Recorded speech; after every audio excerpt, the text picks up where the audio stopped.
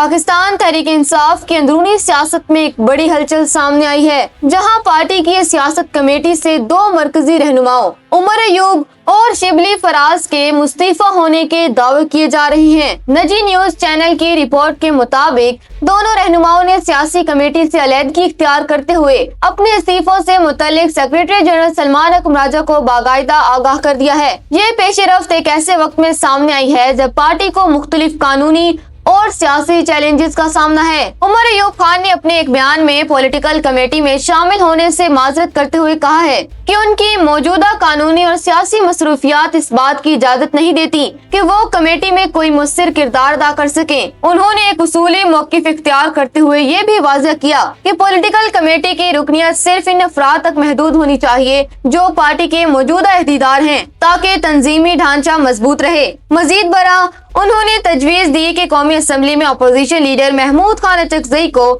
इस कमेटी का हिस्सा बनाना चाहिए। शिबली फराज और उमर अयूब जैसे कदावर रहनुमाओं की कमेटी से अलहदगी ने पार्टी के अंदरूनी फैसलों और हिकमत अमली पर सवालात उठा दिए हैं। अगरचे उमर अयूब ने अपनी मसरूफियात को वजह करार दिया है, तमाम सियासी हलकों में इसे पार्टी के अंदरूनी इख्तलाफात या तरजीहात की तब्दीली के तौर पर देखा जा रहा है। अब गेंद सेक्रेटरी जनरल सलमान अकरम राजा के कोर्ट में है कि वो इन इस्तीफों को मंजूर करते हैं या इन रहनुमाओं को मनाने की कोशिश की जाएगी।